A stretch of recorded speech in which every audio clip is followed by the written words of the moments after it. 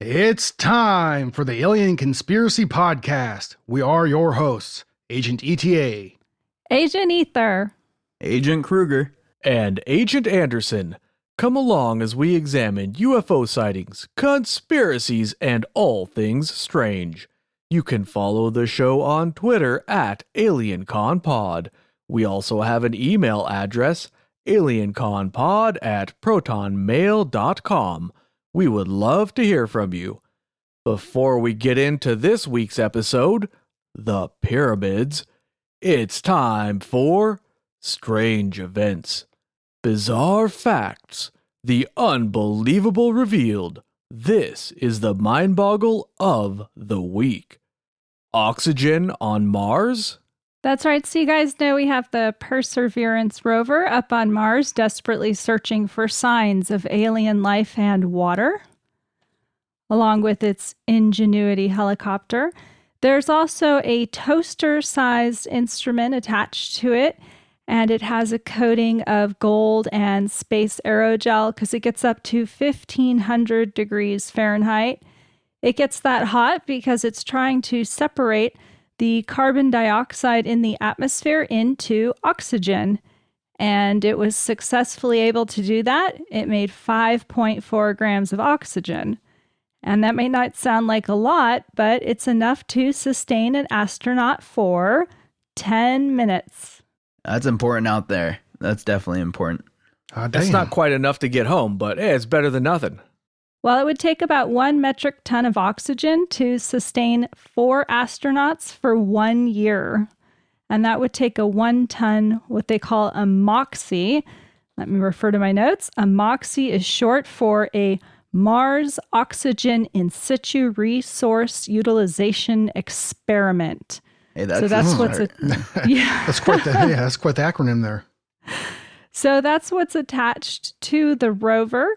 And it's working overtime, and they hope to kind of push it to its limits. So the whole point of having both the helicopter and the MOXIE up there on the surface of Mars is to kind of push them to their limits.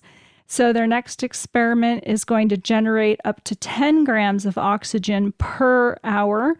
And it does have to warm up for about 2 hours before it can start the experiment. And it's going to run about 9 more tests over the next 2 years. And the research team is going to use that to design future versions of the MOXIE. And of course, we eventually hope this will lead to sustainable life on Mars and also will be a source of oxygen for rocket fuel. Badass. Okay, so one thing I don't understand is, why are they still so hell-bent on rockets? Why don't they just get off their lazy asses and develop some kind of propulsion system that we haven't been using since the goddamn 1940s? Seriously, people, these scientists are slacking. All right, sorry, I had to. Where's our 0-point energy, people?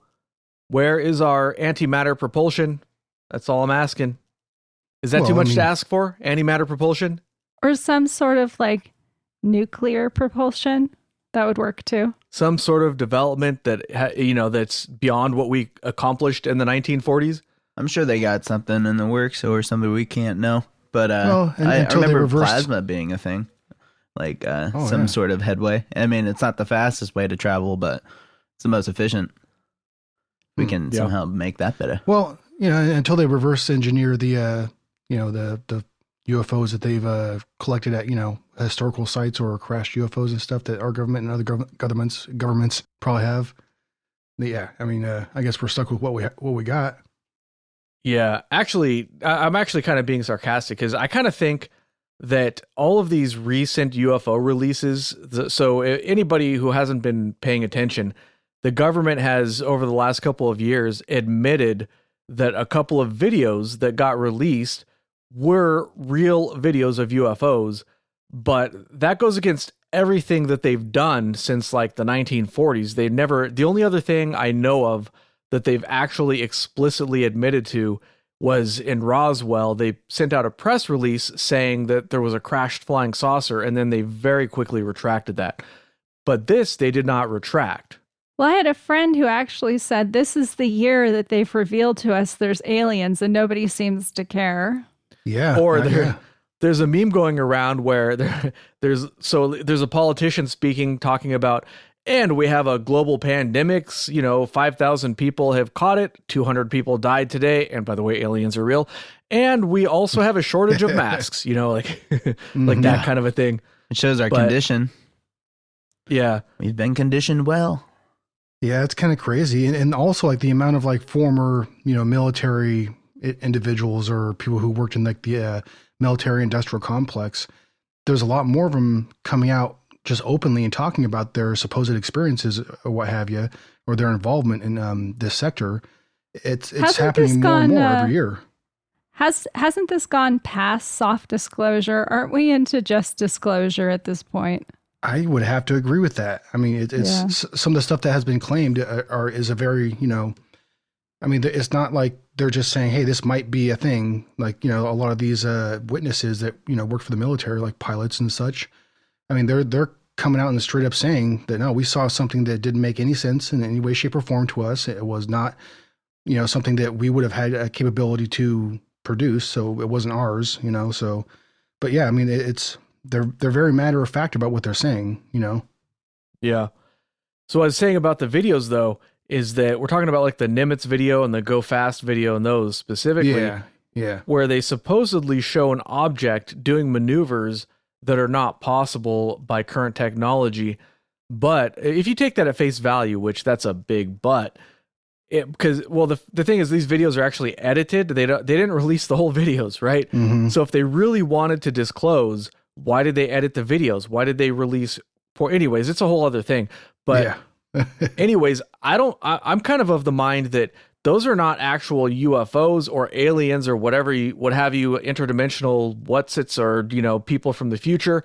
I think there's a good chance that either that's some sort of hoax by the government or some sort of craft that the government has that's capable of flying using new propulsion systems. And the reason that they released those videos is actually has something to do with, it's like a counterintelligence against our enemies in China and Russia. Because make no mistake, time either. Our government does not give a shit about telling the people anything. That is not on their agenda at all. That's not even on the radar. It's not a weight on their shoulders, that's for sure. Yeah. Like if they know about aliens, let's say if the government knows about aliens, the decision to tell the people or not tell the people has nothing to do with whether or not the people deserve to know or whatever. Like that's not even on the horizon. They're concerned about defense. That's it, pretty much. I mean, the military side of it anyways. So it does not factor in to what the people should know. But anyways, I guess that's sort of like a very long-winded way of saying that I think these videos are probably terrestrial technology that's far in advance of what we're aware of. Mm-hmm. All right, let's get to the pyramids. Hell yeah. We're talking primarily about the Giza Plateau in Egypt, and I looked mostly at the Great Pyramid of Giza, which is the largest one on the plateau, and it's actually the oldest and the largest one in the Giza Pyramid complex. It's estimated to have taken 27 years to build, and it was completed approximately 2560 BC. The original height of the thing was 481 feet.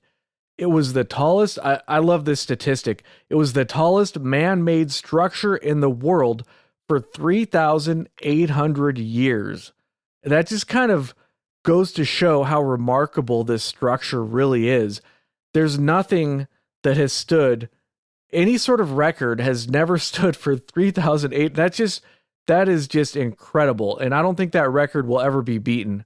And that's only if you believe the the commonly dated time for which it's accepted that should have been built. But there's a lot of people that think that the structure could be far older than that. But we'll get into that stuff later. But I think that is like an extremely conservative estimate for when it was built, to be honest. Yeah, so I should preface. So what I'm introducing here is what's generally accepted is what most scholars would probably accept is the common knowledge about the plateaus. But we'll get into stuff that's maybe a little different than what the foremost Egyptologists think is true. So the pyramid was the Great Pyramid. It was dismantled and used as a quarry in the Middle Ages, and that lowered its height to 450 feet from 481 feet. It lost 31 feet because they're taking rocks off of, the facing and everything. They were taking stuff off of it to build other things in the area. The base of the pyramid, the Great Pyramid of Giza, is 755 feet squared, and it has a volume of approximately 92 million cubic feet. It originally had white limestone casing stones that formed a smooth outer surface. It has 3 main chambers inside, and the 3 main chambers there's one underneath that's cut into the bedrock. There's the king's chamber and the queen's chamber. Those are higher up in the structure. There's a lot of other smaller tunnels and chambers throughout they're kind of interesting, but we may or may not touch on them. I don't know. There are about 2.3 million blocks were used to build it, and in total they weighed about 6 million tons. The average size of the blocks was 2.5 tons. The blocks were from the Giza Plateau primarily, most of them were, and they were pretty close to the pyramid. Some of them were transported from the Nile they put them on boats, apparently. They don't know for sure, but that's one theory.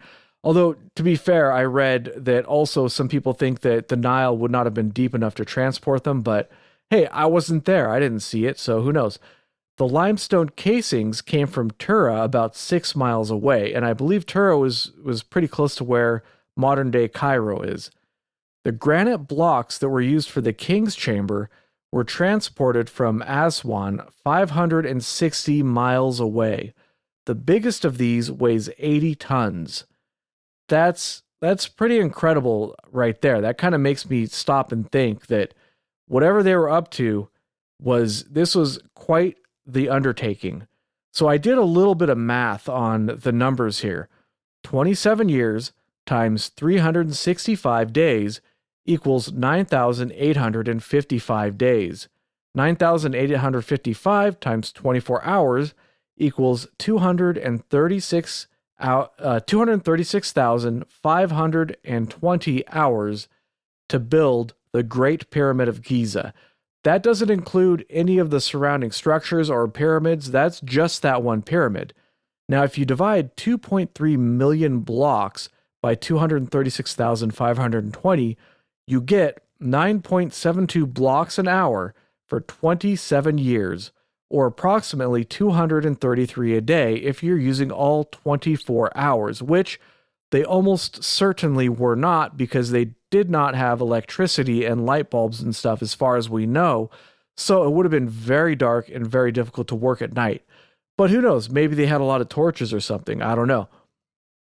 But anyways, this works out to about 25 tons an hour, or about 56,000 pounds an hour, which, I guess it seems so I've read and heard people discussing this, saying that just the sheer scale of this thing, it would have been impossible to build in this time scale, because there's just too much material that would have been needed to been moved. But when you really look at those numbers and you think, okay, if they had tens of thousands of laborers, maybe it was possible, but I really don't know for sure. It's just kind of fun to think what the possibilities are. The number one argument I've heard against that, which I do agree that with many hands, great things are definitely achievable, but the level of quality in the work would suggest whoever was working these structures were extremely highly, skilled laborers at the very least. You know what I mean? Obviously, yeah. Whoever designed these structures were very, very advanced with the methods that they're using, But it just to me it doesn't make sense that with the way that everything can, because one of the things that kind of like trips me out the most is that, like, there's a lot of these blocks that aren't even shaped the same. Like even like some of the structures around, like some of the temples and stuff on the Giza Plateau, they use what is it called, heterogeneous shaped walls or shaped blocks, where most of the blocks are of different dimensions and sizes and stuff, and they fit together in a kind of a random way. But it also is an extremely extremely strong way of building a structure because it's very resilient, like when it comes to like earthquakes and stuff like that. Which, by the way, Cairo has in the surrounding areas have witnessed pretty great magnitude earthquakes in the last 70 years or so. And a lot of those structures on the Giza Plateau that are ancient they weren't affected very much. That all the modern buildings and stuff were, of course, but yeah, the pyramid and all the pyramids, they didn't move an inch, not even a millimeter. I actually have a theory about that, but maybe I'll wait till the end. So Okay. yeah, speaking of the blocks, they were quarried supposedly they cut into the stone, and then they would insert a wooden wedge into the cut, and they soaked the wooden wedge with water. When it expanded from the water, it broke off rough pieces, and then those pieces were further cut and transported to the build site. There was a stonemason named Frank Burgess. He did an experiment using a quarry of Khufu's. They found like an abandoned quarry with like lots of tools and stuff from the time. So he used the tools that would have been available to Khufu's workers, which is basically like copper chisels and stuff like that, like really primitive. Well, because they were like we would consider Bronze to be Age, primitive. right? I'm sorry, what? They're supposed to be like Bronze Age type tools, right? Yeah, basically, yeah. So according to his experiment, it took 4 people 4 days to make one block. He was able to improve this time by wetting the block with water. He estimates that 3,500 quarry workers could have produced the blocks needed to finish the pyramid in 27 years. And he also estimated, I forgot, actually, it might not have been him. It's also estimated that 13,000 to 40,000 workers were used to build the pyramid. There's also, ETA mentioned the complex around the pyramid a little bit. There was temples, buildings, and 4 smaller pyramids. And also, they found 5 buried solar barges. And if you have to ask what a solar barge is... What's a solar barge? I'm not telling you. The causeway itself, so they built a causeway that led to the pyramid. That was also an amazing feat of engineering. It was over half a mile long and 20 yards wide. It was 16 yards high. It was made of polished stone and carved with figures. It's almost, from what I read, it's almost entirely gone today, unfortunately, but we have descriptions of it from antiquity, from people who traveled there over the years, like even thousands of years ago. They think the architect who built the pyramid was Khufu's vizier or visor, Heminu, Hemiunu, also known as Hemon, Hemon. But from what I found, there aren't really great records that that's the case, but they suspect that he was the architect. They believe that it was built by the pharaoh Khufu because the blocks in some of the parts of the pyramid are marked with a type of graffiti that uses Khufu's name. So they would mark it, this is the gang, they call it gangs or whatever. This is the group of people from this division working for the Pharaoh Khufu, may he live forever or whatever. So they basically would write that on the blocks. There's also other evidence that Khufu was the pharaoh who built it because they found what they call the Khufu ship. For example, this is one of many examples, a solar barge that was discovered in 1954 buried at the south foot of the pyramid. The idea was that the ship could have been used by Khufu in the afterlife. It was 140 feet long and 20 feet wide. It was a real working ship that was probably seaworthy. The cartouche of Jedefre, Djedefre, Khufu's eldest son, was found on the blocks that made the pit in which the ship was buried. This makes sense because the eldest son would have been responsible for burying the pharaoh. So that's just one example of evidence as, why they think Khufu was the pharaoh that built it. But there's actually a lot of little pieces of evidence that kind of stack up to make it look like Khufu was the pharaoh. That is disputed by some people, and one of the reasons is because the pyramid itself had been completely looted. We don't know when. It could have been even 2,000 years ago. It could have been looted. Who knows? But at some point in the distant past, everything was pretty much looted from it. The tomb was empty. The sarcophagus was empty. So we don't really know for sure that it was Khufu, although there does seem to be evidence. So that's pretty much like the basics around the Great Pyramid. And I'll kind of hand it off to whoever wants to go next to start talking about some of the weird stuff. Hell yeah, I'm down with that weird shit. That's what I am about, dude. Well, I mean, all right. So there's a lot of different weird stuff, and there's two things in particular that I wanted to talk about in relation to structures on the Giza Plateau, and it wasn't necessarily the Great Pyramid in particular, but that is definitely part of it. The main thing I wanted to talk about is the Sphinx, and in particular, I wanted to talk about Robert Schoch's erosion studies on the Sphinx enclosure. So I think it's very compelling, and this individual kind of got brought into this area of study by a different person, John Anthony West, and a lot of people listening to this may be already familiar with it, but I love these studies and I love their forward thinking. So I want to touch on it. I want to talk about it for a little bit. So, all right. So, Robert Schoch is a geologist from the University of Boston.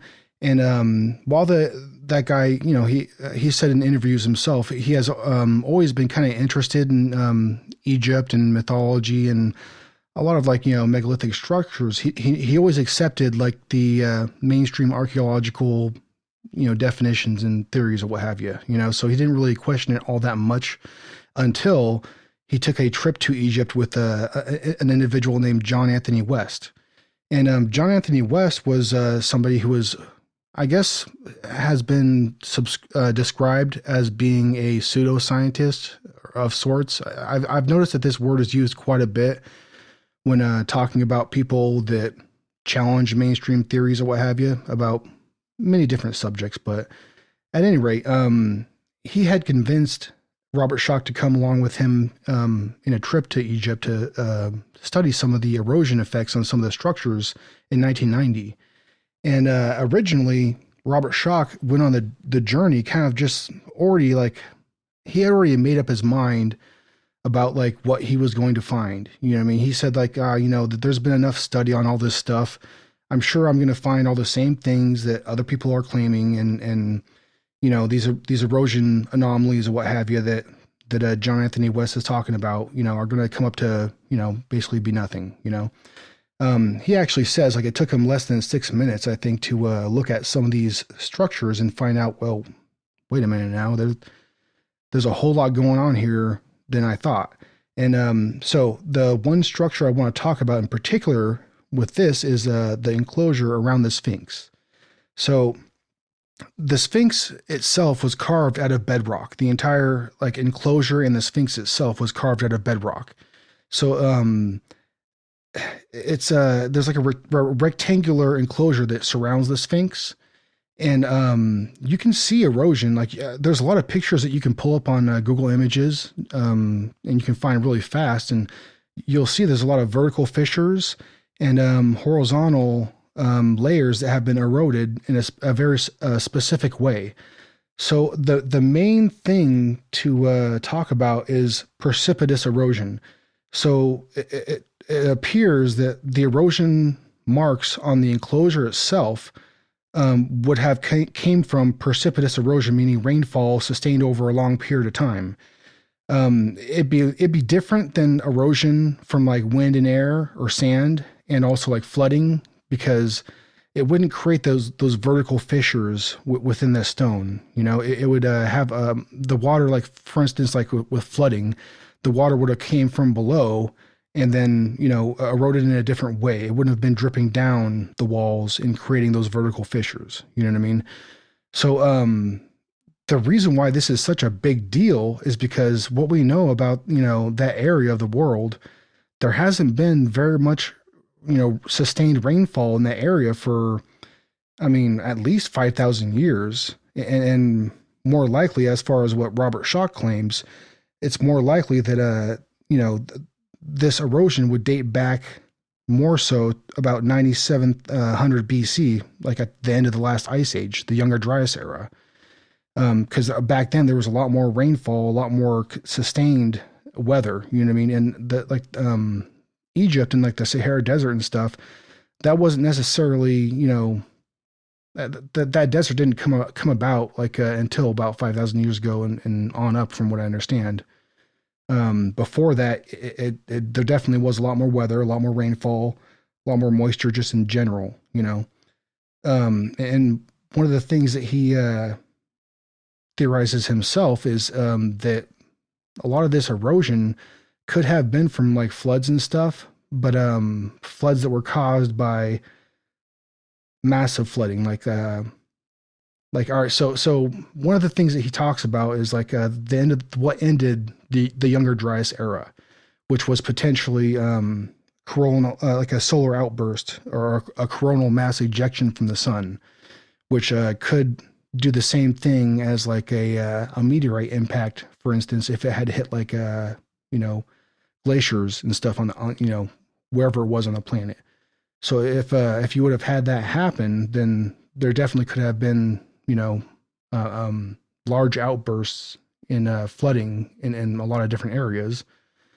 So it could possibly create some of this erosion that he's talking about. But he said that a lot of that couldn't have been, you know, something that happened in the direct, that immediate area, you know, around Egypt. Because if it would have, you would have seen a lot more evidence of you know, a lot of the structures would have been far more damaged, basically. You know what I mean? So it sounds like you're saying that the Sphinx is a lot older than traditional archaeologists would date it. Yes, yeah. It's a very long-winded way of saying it, I guess, the way I said it, but yes. All right, so the Orion correlation is basically the theory or hypothesis that the three main pyramids of on Giza are aligned with the Orion star cluster. Yeah. Star cluster, yeah. Yeah, Orion's belt. Well, with Orion's Right, belt, yeah. So it's basically now it's aligned with what? It's aligned with the Little and the Big Dipper. But if you look back in history and to the alignment of the stars, it was aligned to with the Osiris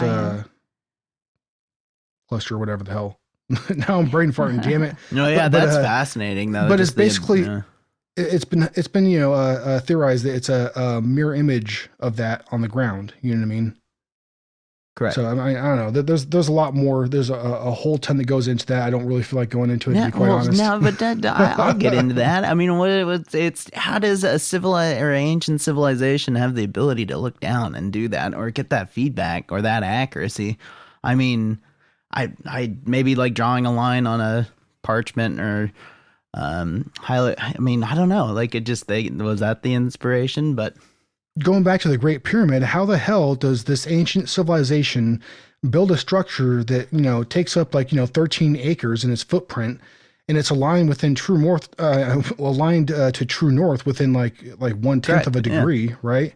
I mean, it's like you said, it's built of millions of blocks. And it's not a little undertaking. It's a massive project, you know, like this is, I mean, there's almost no way to overstate the effort that had to have gone into building just the Great Pyramid itself. You know what I mean? I mean, that's what I was actually going to talk about, was a bit of the inspiration that went behind it. I have come across multiple legends, whether it be through the Egyptians or with, I'm forgetting who the other civilization was. Elon Musk. Elon Musk, yeah. I saw that too. That was hilarious. He would be the one that would go down there and go like check it out. That'd be I think that'd be pretty cool.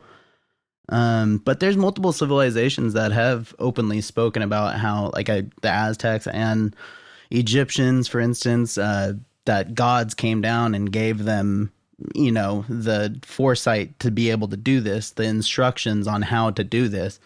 And, you know, I have a working theory with that too that I would like to touch on by the end of this. But are you going to talk about Zep Tepi? I know, not exactly. Well, I mean, it could be that, or Thoth, the god that, well, you know. I mentioned this, so we might as well touch on it real quick. So Zep Tepi is, within Egyptian mythology, is described as being the first time or the time before. Depends on how it's translated. But in my own personal, you know, opinion, I think that Zep Tepi was, you know, the time of when some of these grand structures were built. And my own personal, you know, opinion, like I said, is the time of the dynastic Egyptians that we think of. I think they were trying to restore a former glory, in what they called Zeptepi, the time before the first time, the time of the gods or what have you. Zeptepi time.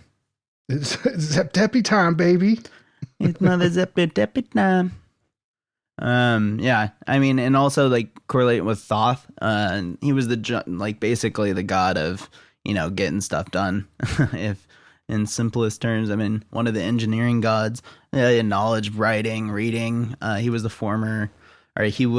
creator of words and literature for the Egyptians. So I mean, but I mean, a lot of their deities and their gods, a lot of them have, half man humanoid bodies with, it's the clear obvious with an animalistic head.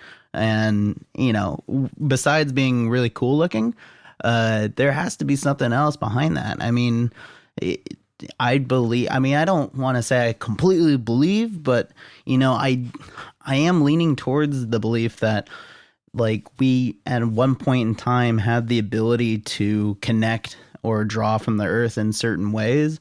And maybe we had, I don't want to say telekinetic abilities or anything like that, but some sort of link, if you will, of communication with, somebody up there. I think it's quite possible that whoever built these structures were just as advanced as we are now, but it's quite possible that their advancement or their technology had taken a different route than we have. You know what I mean?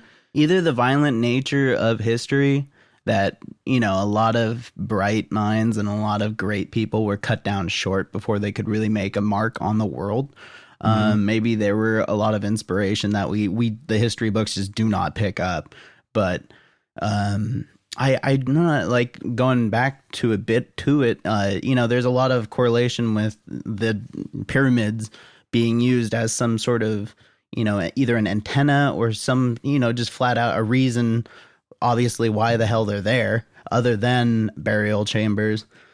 Everybody has a frequency, and the pyramids give off that frequency. And we spoke about this earlier, Agent ETA, but I believe there is some correlation between meditation and connecting to a higher being that would take them out of their body. I mean, there's, like I was saying earlier, legends that the gods that were able to take them out of their bodies and show them exactly what to do. And there's, new studies and new people coming out claiming that due to deep meditation that they're able to talk to somebody else like above them. Yeah. Well, I find it very interesting that some people, they've said that it's possible. All right. So under these pyramids, under a lot of the structures on the Giza Plateau, it's pretty well documented that there is a whole shit ton of tunnels that have been built within the plateau. They don't really know how many tunnels or how far it goes because a lot of it is flooded. So a lot of it really isn't, you can't like explore it. You know what I mean? So, but I've actually seen videotape of some of these tunnels that you can find online. Yeah, they put robots in there. Some robots. Yeah, dude. But they can only go so far in a lot of them because there's a lot of them that are blocked with like trash or just debris of some sort or another, just that have built up over the thousands of years since they've been there. But these tunnels are just as precise as far as how they're carved out or the geometry involved in them as the structures that lie above it. But you have to ask yourself, like, why are all these tunnels there? And they seem to intersect with all the major structures and possibly connect all of them, maybe. For what reason, I wouldn't be able to tell you. But I know that some people have theorized that it's quite possible some of these tunnels have been used to move water and stuff in order to, so I guess some of these structures supposedly were built as energy like conductors, like the Great Pyramid and stuff, because it was built like on intersecting ley lines and stuff. Some people believe that it's possible that it could be like some sort of a generator of some sort using right, like a source of electromagnetic energy. I know the Soviets had some documents that claim that when they went to the pyramids, they felt drawn to them by some source of energy. And of course, we've gone there and we've taken measurements and we haven't found any evidence of different kinds of electromagnetic force, but people have said they've gone to the pyramids and they've felt it. Yeah, I find it very interesting at the least. That's not that well. I mean, recent times, if anybody wants to draw from any like possible theories or evidence, if you will, that there was I gotta look up the title of this. It was a documentary on Amazon Prime, and it's free to watch if you have Amazon Prime. But it was making contact with the fifth kind, I believe. Oh man. But anyway, the source of the whole, I mean, my whole point behind it is that they focus on a large part of their contact, if you will, with extraterrestrials through meditation. And a lot of claims come from them saying that they've been teleported out of their bodies and there's strong communication between them and a higher life force or a different type of being. That reminds me of this one time in high school. Well, there's supposedly one gentleman was able to cure his hearing, or not. He didn't cure it, but he was cured due to certain abilities that whoever he was talking to when he was lifted out of his body the next morning, he didn't need the hearing aids. But yeah, it's a fascinating little documentary. But Agent ETA claimed to have seen it, if I'm not mistaken. But just trying to pull it up. Are you talking about? Don't you put words in my mouth the now? Stephen Greer documentary on Amazon? Say that again.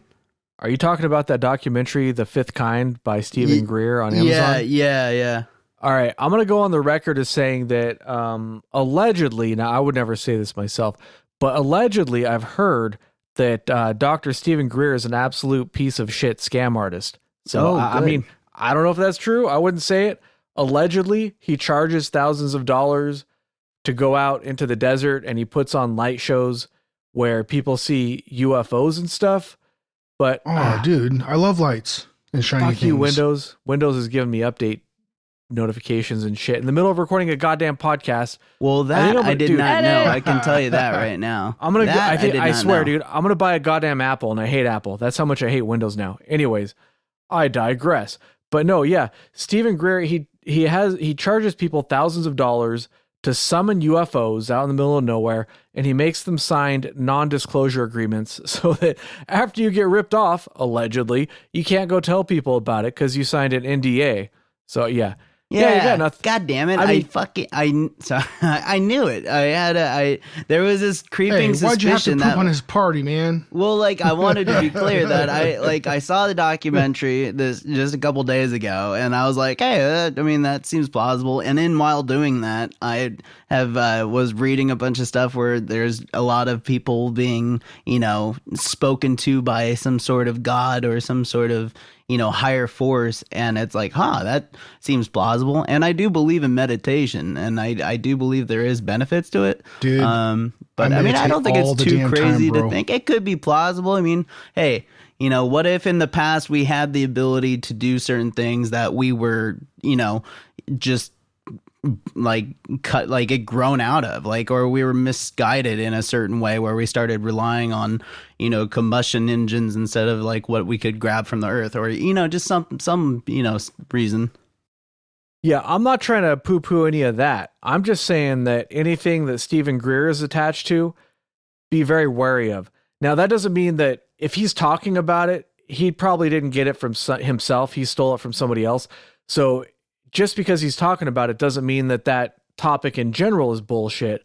But I would just say, take it with a grain of salt. Because be wary about that, dude. In my past, I've worked for production companies where I've had to, put up with some pretty wacky stuff on stage, but I could sniff out some bullshit from a mile away. That's what I'm trying to say. But with Stephen Greer, I was like, hey, some of the accounts and some of the things was somewhat, could be plausible, but I didn't really look into his background.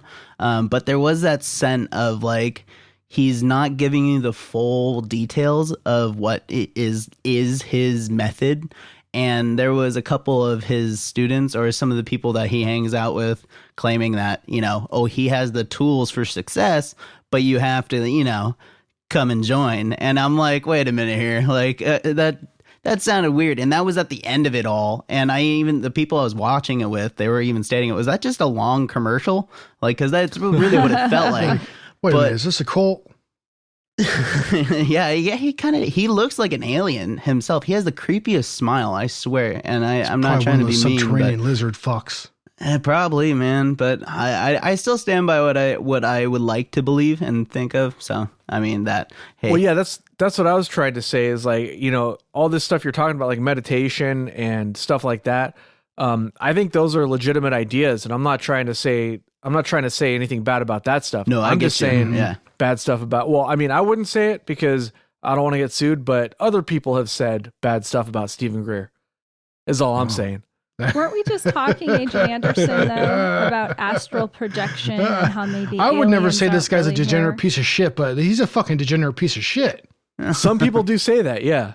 I mean, I didn't just say that, but I mean, He it's been spoke said. about astral projection, though. He was claiming, I mean, there have been, and I could see that he could pull it from other stories because I remember hearing about this stuff like years ago where, what if what we're seeing from a different dimension is, from that of a different dimension, from a different like side of, a different galaxy or Right. something that's Exactly. peering into ours.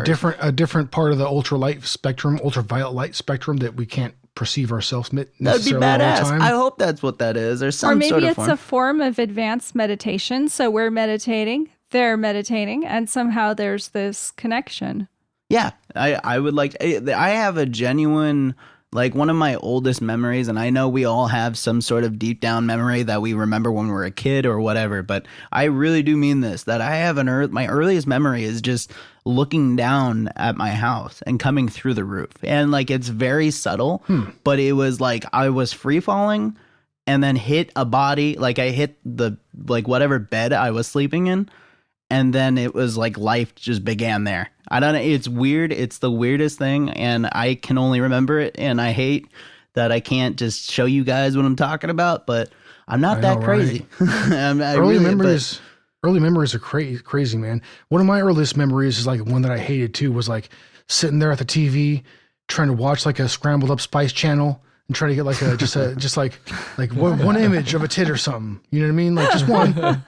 You know what I mean? Like, oh, I saw it. See, I Wait, played there the it is. system. I see it. I played the system. I just waited for the infomercials at night for the Girls Gone Wild. And it was pretty Oh no, this is there was a bunch of since before Girls Gone Wild. oh back in the Skinamax day. and all that. Oh, this Yeah, predates Girls Gone Wild. This Yeah, is like and when That's HBO. This is like black box territory. Like back when they had black Yeah. boxes, like to get like So- channels that you weren't subscribed to. Oh. Back in the day, for all you kids who don't know what the hell he's talking about, back in the day, yeah, I have to explain this because nobody's gonna know what the fuck you're talking about, dude.